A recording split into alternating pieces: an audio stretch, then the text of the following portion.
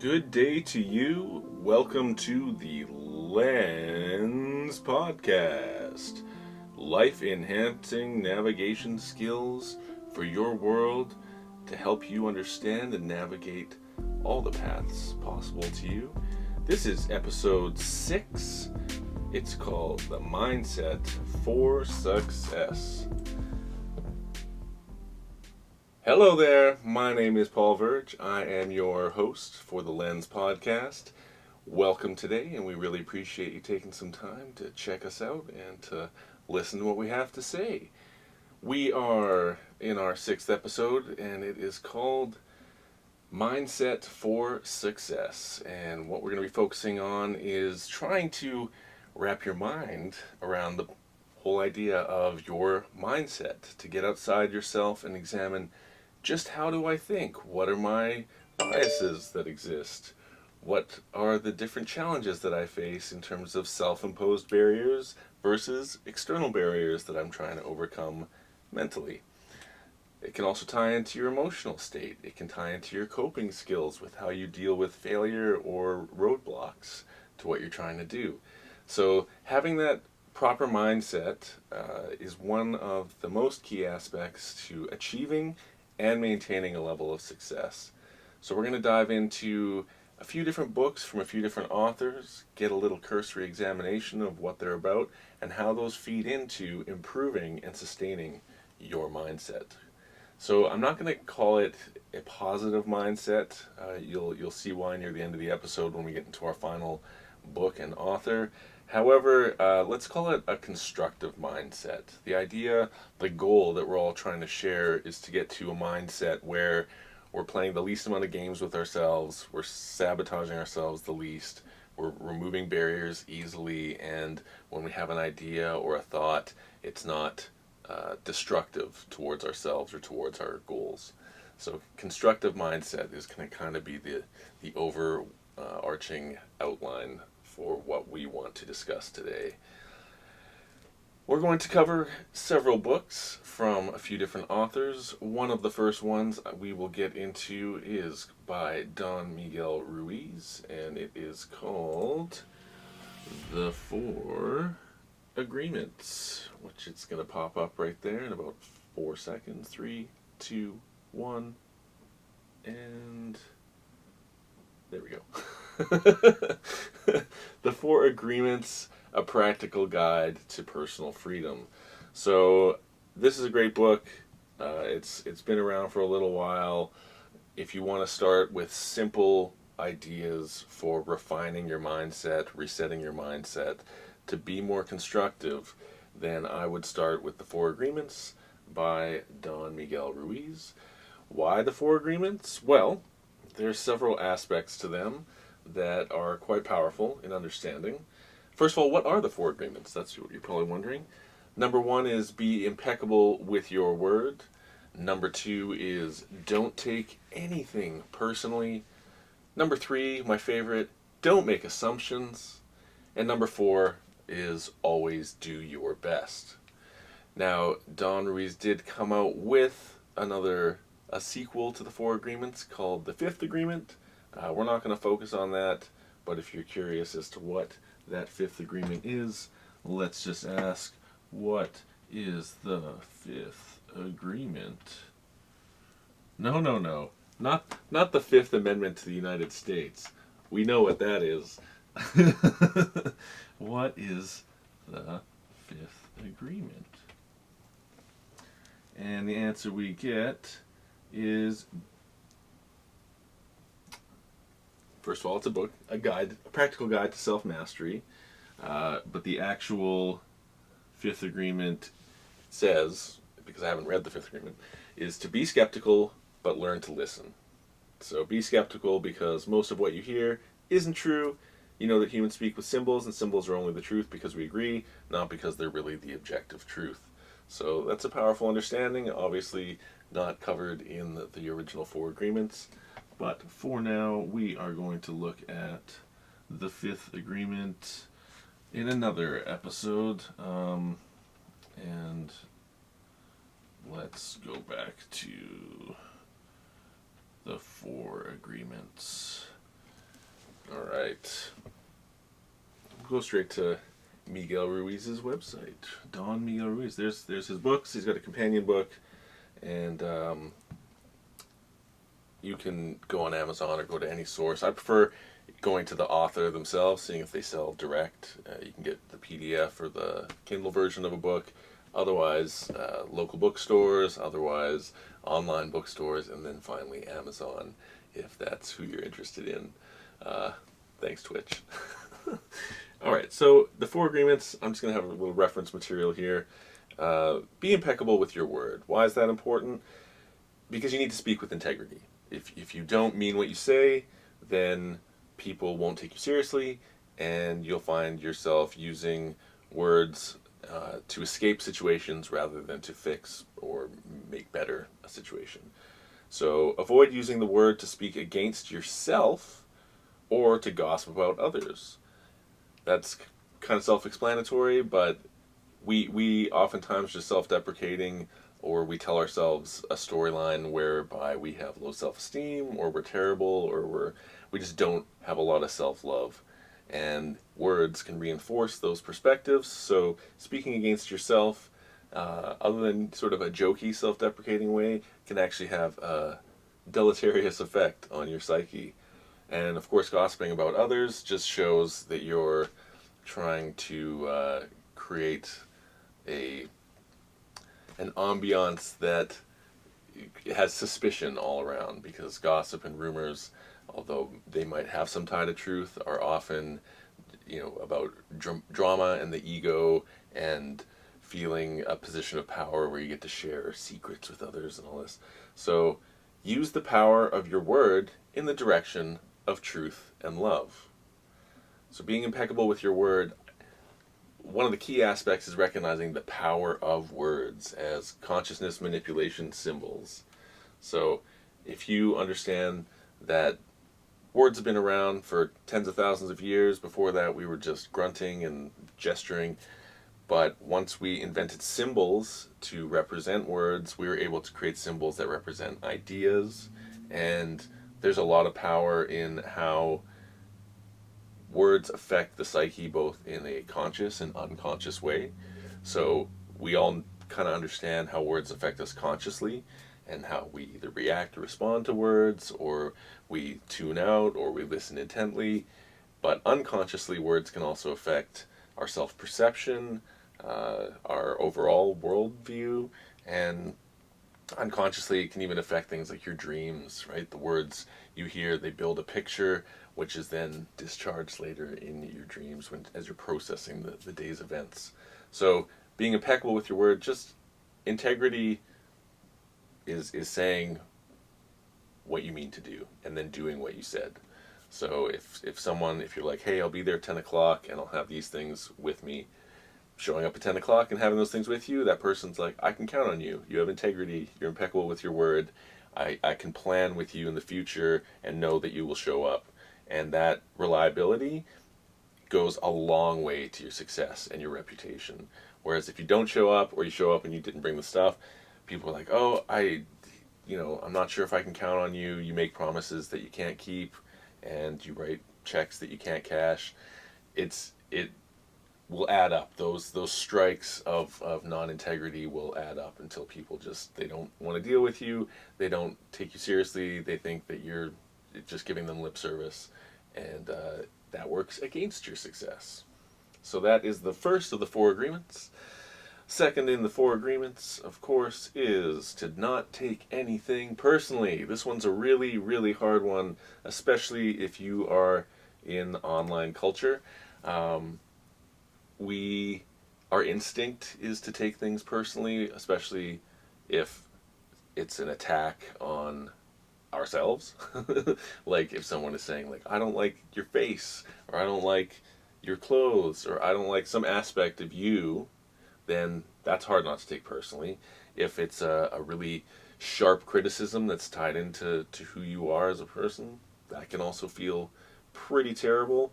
You really have to focus on letting go with your ego and allowing yourself to realize that until you know yourself fully and until someone else knows you fully, then nothing can truly be personal, because does anyone know who you actually are, right? They're projecting onto an image of who they think you are, but for it to be truly personal, it'd have to be from family or from someone who's like an extremely close friend, and otherwise, most of your interactions with strangers, it's really easy to get triggered by something or to get angry or upset, especially when you don't know each other's expectations.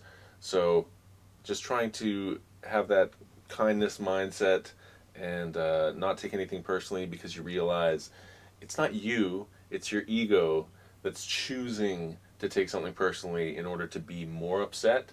And upsetness or outrage or grievances are now kind of used as a social currency. So that's why a lot of people will rush to outrage or rush to appear to take things personally in order to capitalize on that social currency. So avoiding that, not taking things personally, is actually about letting yourself just be relaxed and chill when it comes to dealing with contentious personalities or contentious situations.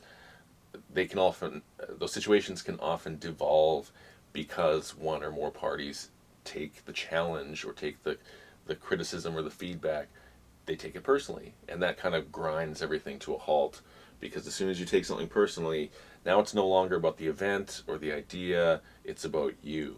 And so again, that's how it functions within the ego. Delicious beverage. All right, moving on to the third of the 4 agreements. It is, don't make assumptions. When you assume, you make an ass out of you and me. That's a classic. The biggest thing about assumptions is you can actually make assumptions. You go out into traffic and you assume you're probably not going to get in an accident as long as people are driving carefully and properly. If you get in a plane, you have a statistical high chance of arriving at your destination so often that most people don't even think about the danger unless they're in danger, and that is usually a safe assumption, 99% of the time at least. So there are assumptions. You can wake up and assume that the air is safe to breathe as long as because it was safe when you went to sleep. There's all these built-in assumptions that are just a reflection of reality's repetitive patterns that we've come to accept. But when it comes to interpersonally, that's where you don't want to make assumptions, especially in regards to communication. Because when we make assumptions, especially unchecked assumptions, that's what often gets us into trouble. It leads to misunderstandings. It leads to combativeness. It leads to people talking past one another rather than listening to each other, because they're literally coming at it with different definitions or different expectations of what they want to happen. So here it says, find the courage to ask questions and to express what you really want. That helps avoid some assumptions. Communicate with others as clearly as you can to avoid those misunderstandings and any unnecessary sadness or drama that comes from those unchecked assumptions.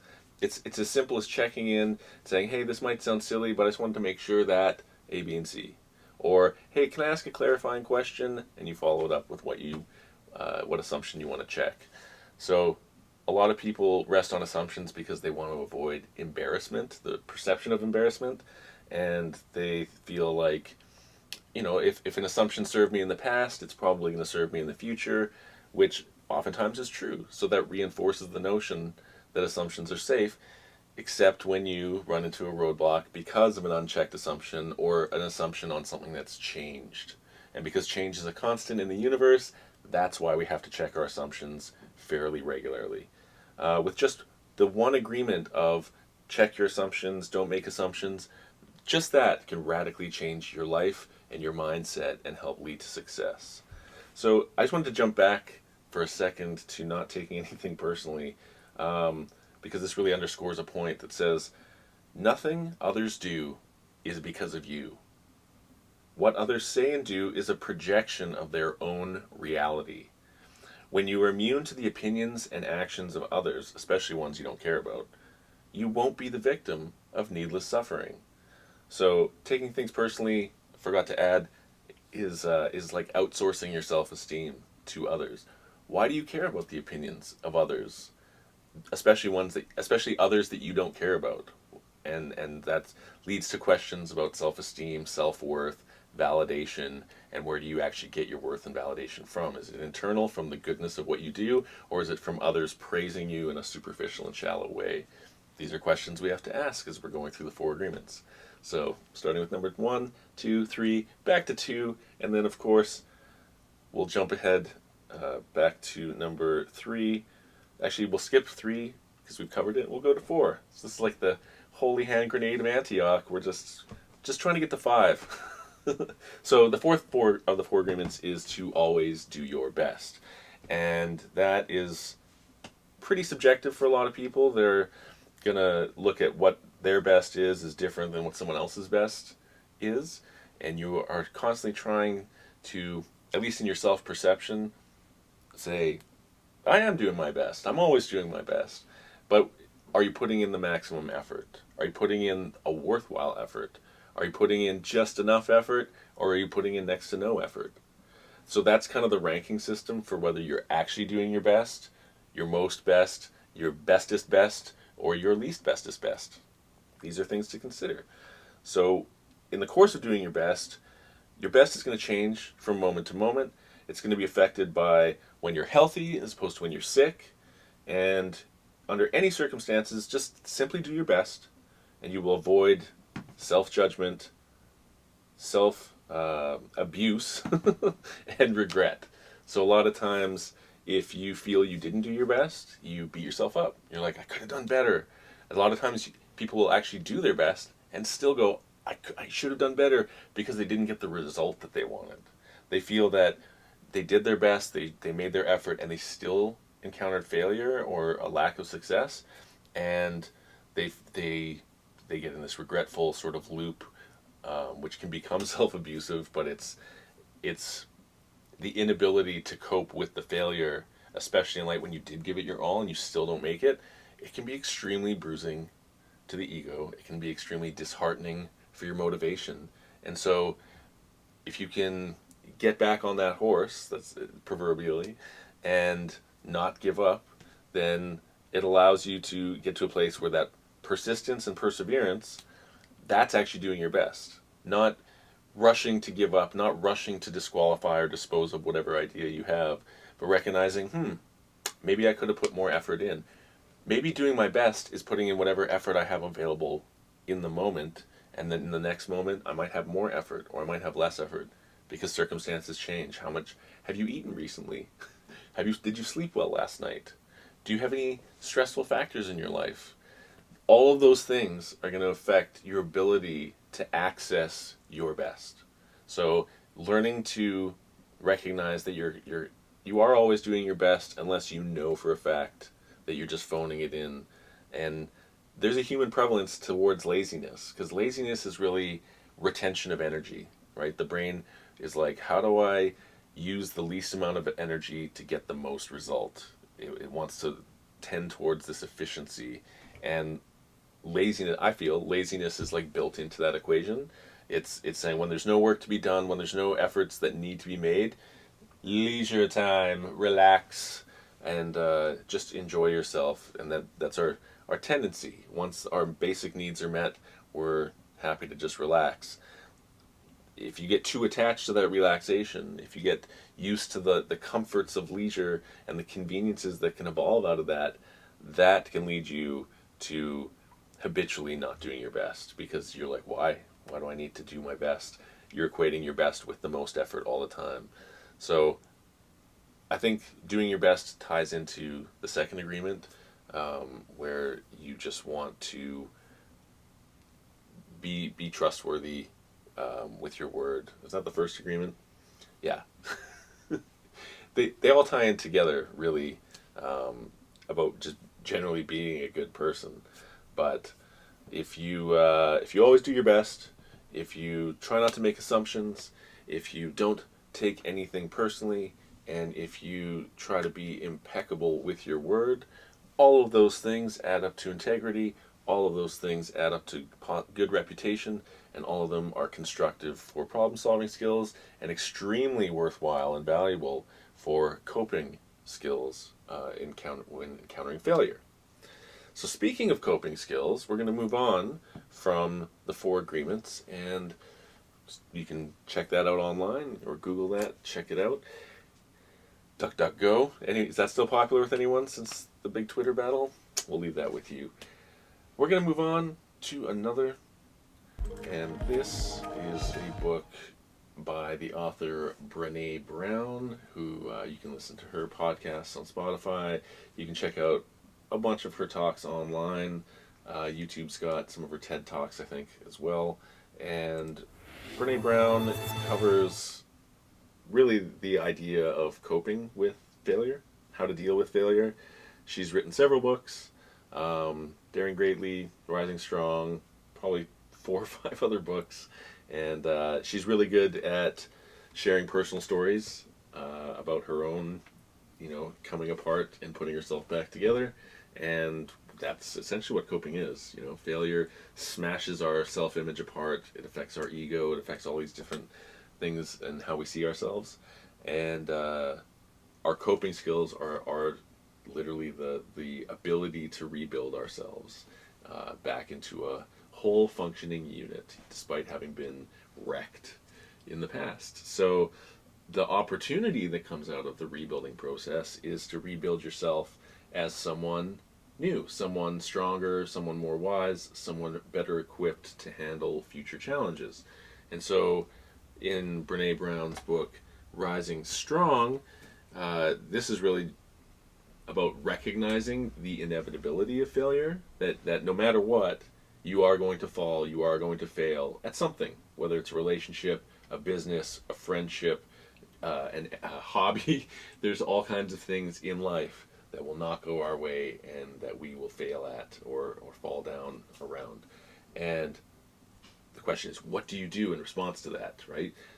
Failing at anything often invokes a painful reaction, and that can cause us to shrink away, to run away, to quit, to get angry, to get frustrated, all valid responses in the face of failing in a challenge. I think part of the reason we developed humor in our bioevolutionary process is because it helps us deal with failure. It helps us deal with trauma and terrible things. We've developed this levity response that can somehow make fun or make light of a situation, and that's a coping skill. Humor evolved out of just you're a tyrannosaurus, a saber-toothed tiger or an elephant. If it ate your whole family, that would be strange. But how would you cope with that? How would you move on? And you might not fully move on, but just being able to carry on to eventually function and heal some of those wounds is built into our DNA, and that's a wonderful miracle, right? Just the fact that we have coping skills, so that when we get wrecked, we're essentially within that getting wrecked, we're building the capacity to get wrecked even worse, but still be able to deal with that getting wrecked. So let's take a quick look with Rising Strong as an example. She's got a nice message on the back. It says, the irony is that we attempt to disown our difficult stories to appear more whole or more acceptable. So we're always trying to portray a self-image that is the most accomplished, most well-coped, most just well-equipped to deal with everything, right? I can take someone in this battle, or I can out-debate this person. But it's ironic that we attempt to disown our difficult stories, addiction and challenges, especially failures. We kind of want to disown them because we want to be seen as successful, and we think that's more acceptable. However, but our wholeness, even our wholeheartedness, actually depends on the integration of all of our experiences, including the falls. So accepting those failures don't make you a terrible person. In fact, you probably learn more from your failures than from your successes, because there's more to learn from those failures. Each mistake, each failure is actually a lesson in disguise, but where the true failure is to not recognize that lesson that's built into the mistake. And because if you do not recognize that lesson, then you are doomed to repeat the mistake over and over until you learn the lesson. And that's part of the human growth process. It's part of how we evolve individually, both emotionally and mentally, as human beings. So integrating all of your experiences, your wins and your losses, that's what I think makes you a more whole and complete human being. It's recognizing and accepting your vulnerabilities, because again, a response or a reaction, I guess, to failure is to try and look at where was I vulnerable to make this failure, and then trying to close those vulnerabilities or plug them or armor them or what have you to circumvent the vulnerability because you see it as a weakness. So let's talk more about vulnerabilities as a weakness or as a strength when we come back in just a moment. Thank you so much for watching the Lens Podcast.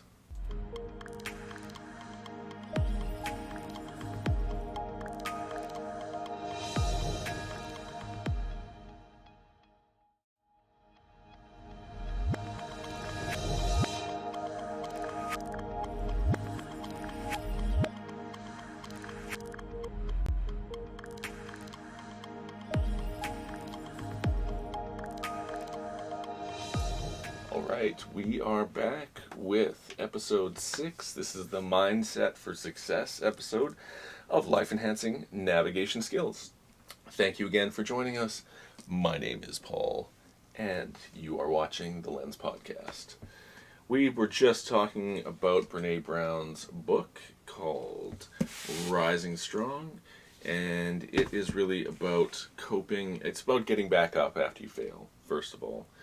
Then it's about once you've gotten back up, how do you let go of the failure? But let go of it in a way that you don't obsess or dwell on it, while still integrating it into the wholeness of your being. So accepting the failure and actually taking control of the narrative here's the big revelation. Just because you failed doesn't make you a failure. It just means a thing you didn't work out. But your ego will be like, because I failed at this, because I didn't get that promotion, because I didn't get a positive response asking this person out, I'm a failure. And that's a story that you tell yourself. But it doesn't have to be the only story, and it definitely doesn't mean it's the truth. It is literally self-perception through a filter of confirmation bias, cognitive bias, and experiential bias. And so through the experience of failure, if you do recognize the lesson, if you do recognize the opportunity to learn, you're actually inoculating yourself against, partially against future failures, at least in the same area, but you're also helping inoculate yourself from the emotional weight that comes with another failure, because you'll have worked out a little bit your emotions, and you're like, oh, my capacity to be strong in this moment has increased. You might even be able to deal with things that have more weight emotionally, and you're like, no, I've dealt with this before and I've survived, or I've dealt with this before and I have effective coping strategies. And it's all for the individual, right? There's no one-size-fits-all coping strategy, but there are mechanisms, through books, through cognitive behavioral therapy and psychology, counseling, self-analysis, all these ways to access the dynamic we have within ourselves that takes success and failure and plays this sort of game. Because as much as I'm telling you, you are not your failures, you kind of aren't also your successes. Your successes are a part of what your experience is, but just because you're successful at something doesn't suddenly mean you're the best or that you're right at everything. It means you've achieved something, and you can wear that achievement proudly, you can wear that achievement humbly, but achievements are great because they're hard to be taken away, especially once it's like you've accomplished something in the past. It's there, it exists, that accomplishment is hopefully recognized. Whereas we kind of want to play down our failures and minimize them and big up our successes. Whereas this book is saying if you can celebrate your failures with just as much relish as your successes, the failures don't seem as big a deal. That your perspective shifts and you're able to, in a healthy way, embrace your failures as those learning opportunities that, again, help lead you closer to success or on that path to success. Success is a nebulous word because it's rather subjective in its outcomes, right? Do you mean financial success? Do you mean relationship success? Do you mean just emotional success, not having demons in your head that keep you up at night? There's a lot of different definitions for specific types of success, but we're talking about the overall mindset, which is meant to be constructive, so that whatever area you're looking to improve in your life, you're looking to achieve success in, you want it to be, you want to have the opportunity to be able to broadly do it.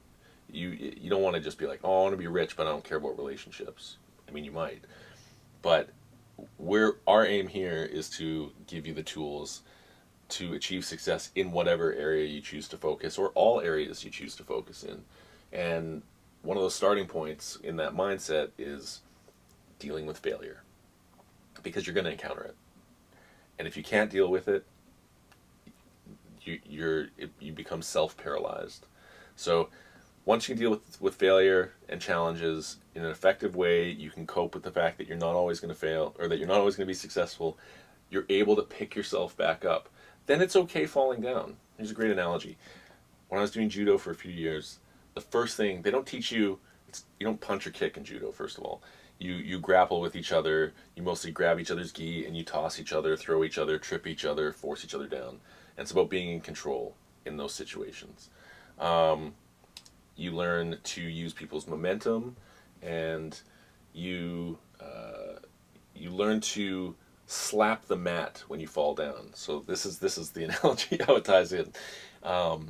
You spend actually quite a lot of time before even partnering up, falling down on purpose, falling backwards, falling forwards, falling sideways. And what you learn is to disperse your energy by falling on the mat and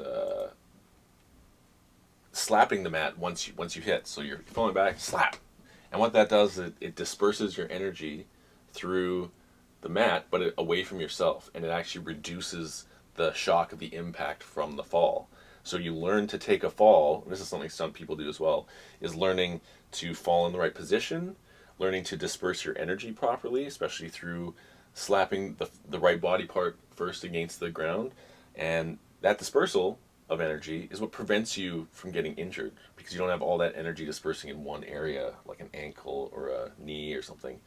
And so learning to take a fall gracefully in your own interpersonal dynamics or business is about learning to slap the mat so that you can get back up, so that your failures aren't completely debilitating to you.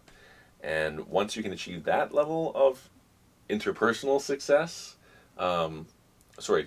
like self-success in terms of how you navigate yourself, then you've got a very strong foundation to start putting challenges on top of that, start putting responsibilities on top of that.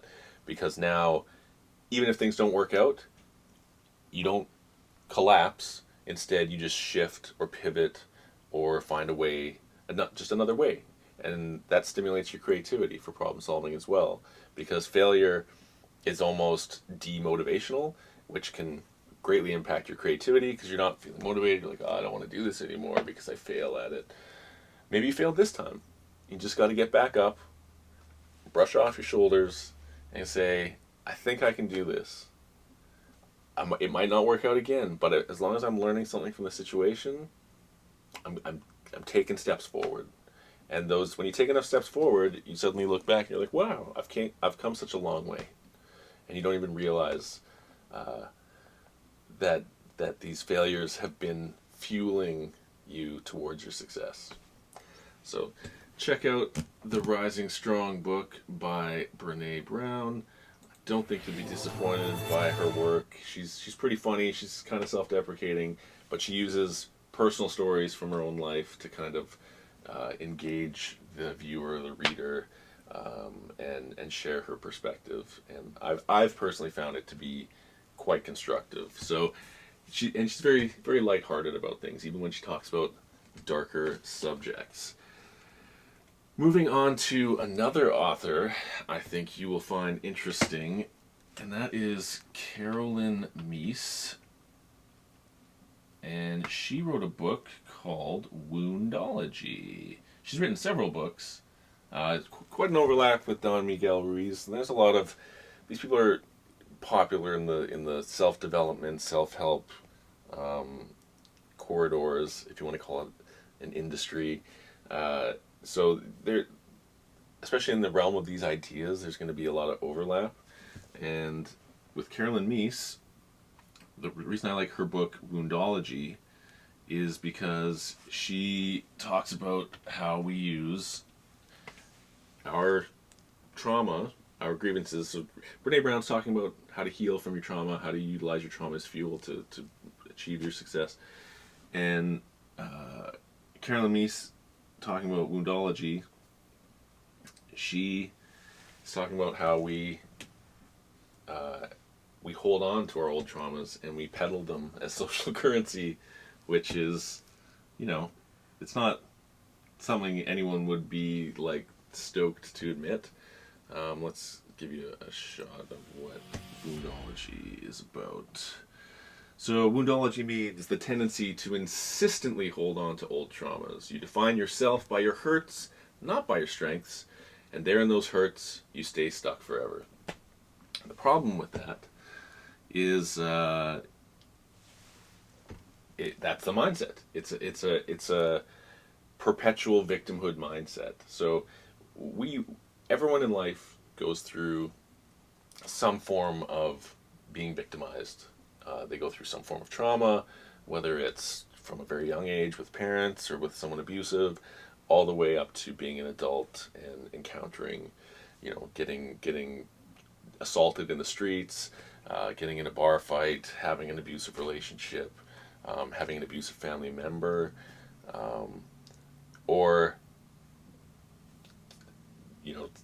having a result of ourselves doing things and not getting the results we wanted from people, and that results in a wound or a trauma to not just our physical selves but our emotional and mental selves, and especially our self-perception.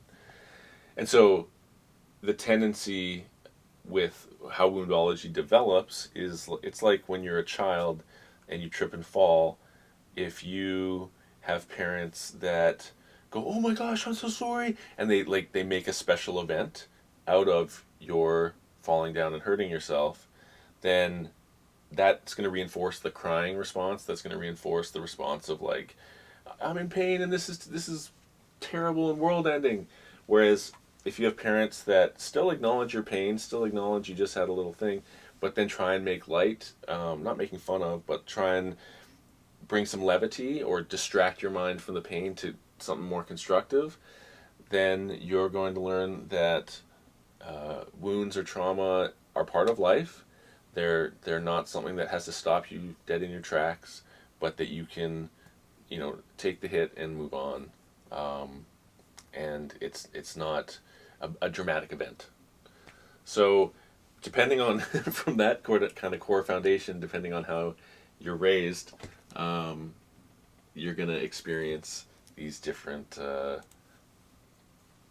kinds of viewpoints regarding how you process your trauma, how you acknowledge and accept trauma, or if you repress and deny that it exists. Or even better, some people will be like, "I've worked through all my trauma, I've killed my ego, I've defeated all of my personal problems," and what they've done is they've actually just like pushed it down really effectively to the point where it doesn't bother them as much.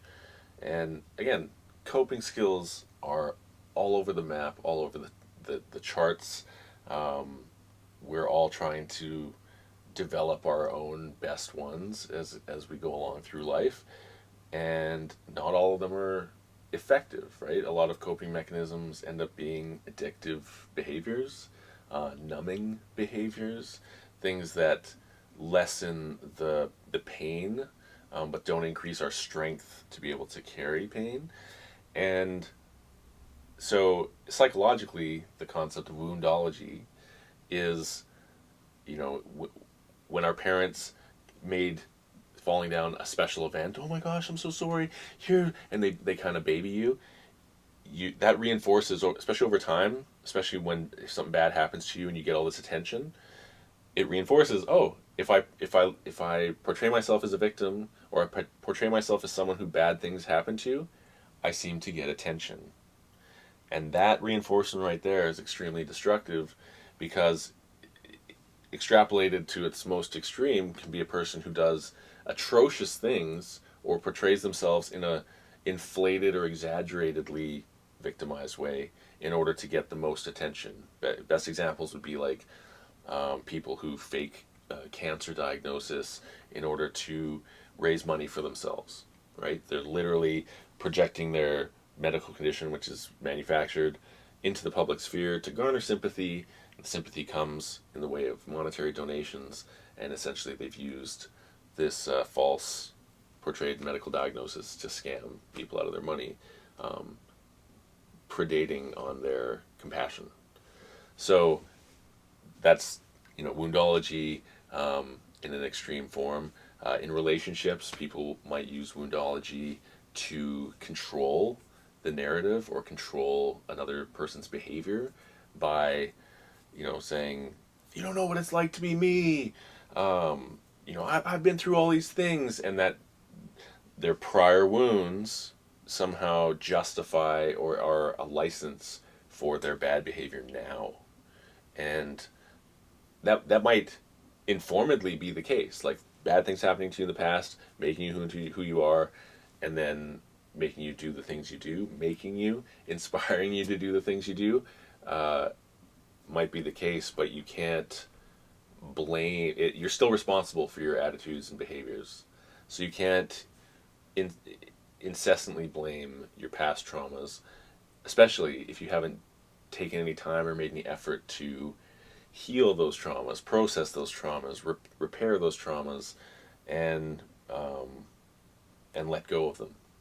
So if you're not making that effort, but you're constantly using your past wounds as currency to control or influence a relationship or behaviors, then that's something you need to examine. And woundology kind of breaks down the psychology of that dynamic, so that people who suffer from using their traumas and wounds to achieve their ends, to get their needs met, are able to self-recognize and realize the destructive harm that can cause. And then people who are ironically victimized by these self-imposed victimizing victimizers, like those who are on the receiving end of people using woundology, can recognize and deal with and not be taken advantage of or coerced or intimidated by someone saying, hey, I had this past experience, you better give me what I want.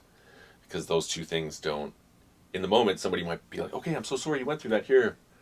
But later on, you rationally realize, wait, that's just because something bad happened to you doesn't mean I owe you, especially if I had nothing to do with the bad things that happened to you. It doesn't mean I owe you anything now. And sometimes all you can offer is I'm really sorry that you had to go through that. And then that's it, because you're removed from the situation. So, beware of people who overly use their self-victimized status, or they might not even be self-victimized, victimized by others, but that's their identity revolves around their past traumas. And if they're unable to build an identity outside of their past traumas, there's probably going to be a lot of difficulty in relating to them as a friend or a romantic partner, without them trying to leverage those wounds to have some kind of advantage over you in that friendship or relationship. So all that said, Carolyn Meese, woundology, she's a bit more blunt. Brene Brown uses a lot of nice analogy and humor. They're both humorous, but Carolyn Meese is definitely more of a no-nonsense, like I would say blunt is the best way to describe her perspective or her approach to all these things. Finally, we're going to talk about our last book and author regarding the mindset for success. And this is just, we're just touching the surface about the idea of mindset. We're just touching the surface in terms of all the things that it takes to build a successful and constructive mindset so you can achieve the success that you want in whichever areas of your life. But in the self-help movements, in the industries that have evolved, especially in the 90s and early 2000s, there was this strong focus, especially, again, in New Age circles as well, on positive thinking. Be positive. And on the surface, that's like a great idea. Like, be positive. Like don't be so negative. Just be positive, man. And you got to have those positive vibes.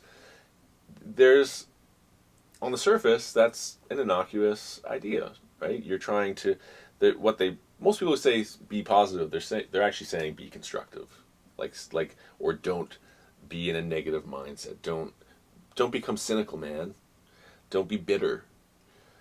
But we've taken all these different adjectives that we use to describe our emotions, our emotional state, and kind of reduced them down into either negative or positive.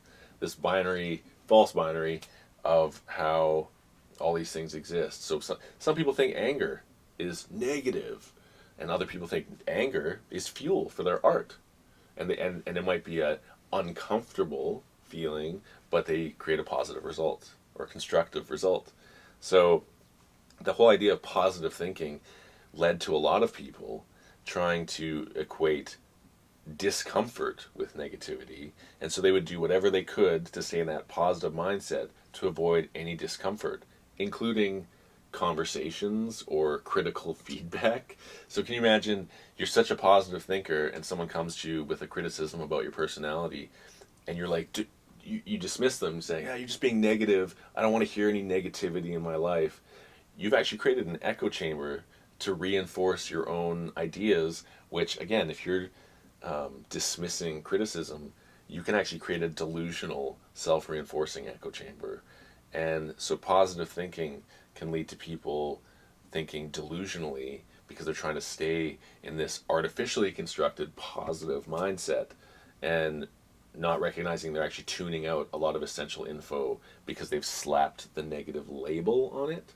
And to that end, there's an author who's written several books. She was a reporter for decades. Her name is Barbara Ehrenreich. And let's see if we can find her one particular book that she did was, she did Nickel and Dimed, which was about trying to make a living working a minimum wage job, like a Mick job or a Walmart job. And so she actually went undercover and worked minimum wage job and was like, you literally cannot survive on one minimum wage job pretty much anywhere in North America. You have to either have some shared situation, or it's simply not sustainable. So nickel and dime is kind of like, how did we get to that place where minimum wage job no longer covers even most of your basic needs?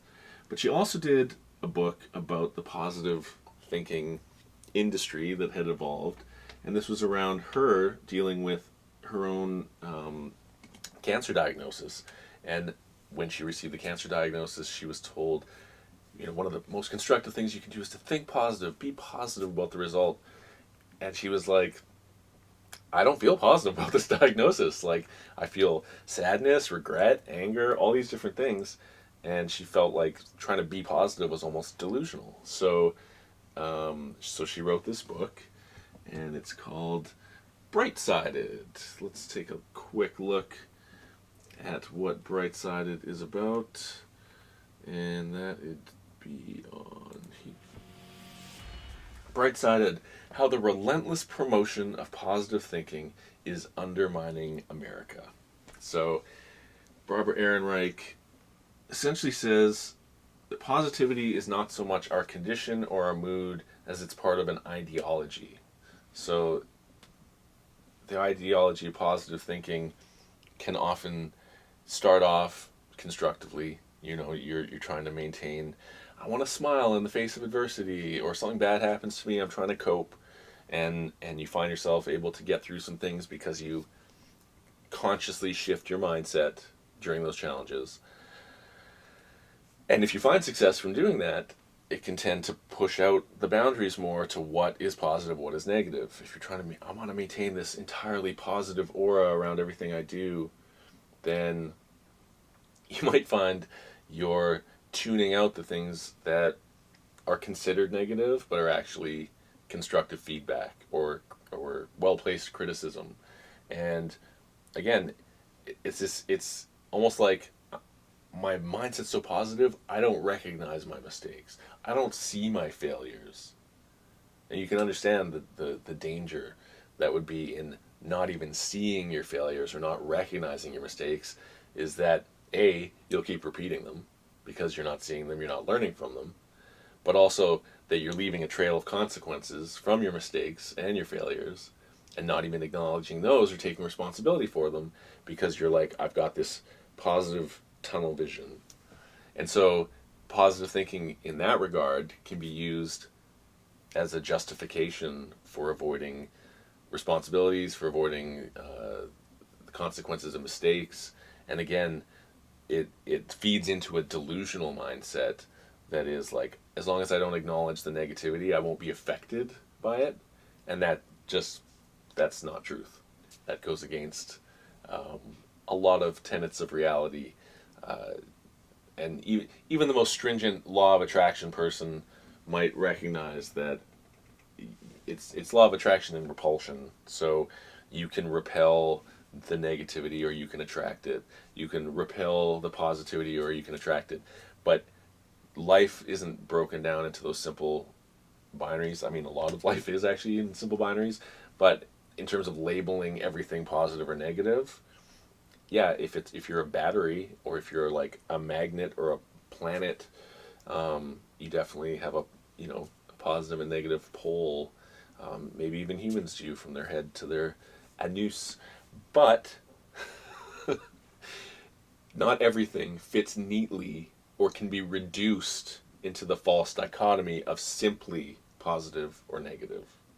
So in building that mindset for success, that's why I didn't start off with calling it positive thinking. It's constructive thinking, right? Constructive meaning to build.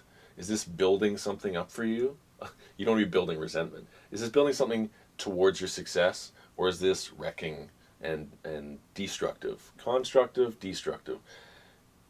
Negative thinking, it's not really negative. I mean, you take a medical test, most of the time you want to be negative on the results, and that ends up being a positive. It's more about constructive versus destructive thinking and the mindset that comes within it. So, for instance, a constructive mindset is going to encounter the failure. I've asked out a bunch of people. The destructive mindset, or constructive mindset is, I asked out a bunch of people, I failed a few times, I went out a few times, I'm going to keep doing that until I find the success, and I'll try different approaches. The destructive mindset would say, I asked out a few people, I got turned down, and that's demotivated me. I'm not going to try doing this anymore. I'm just going to stay away from making that effort. And the result is like loneliness or depression or whatever. So you at the end of the day, you have to recognize that building the mindset for success and creating the conditions through which your mind is moving from survival mode, I'm just barely keeping up, just barely coping, to a thriving mode where you're planning and you're organizing and you're creating constructive habits. Nice try. You're creating constructive habits. You're doing good things for yourself so that you can do good things for you and for others. And so the first step of getting that mindset of success is to step outside yourself, step outside your own mind, get a little neurotic, get a little self-conscious, and just ask yourself questions. Ask yourself about yourself. Interview yourself. And do it privately and see what answers you get from yourself. right? What do you actually care about? What are your goals? What are your fears?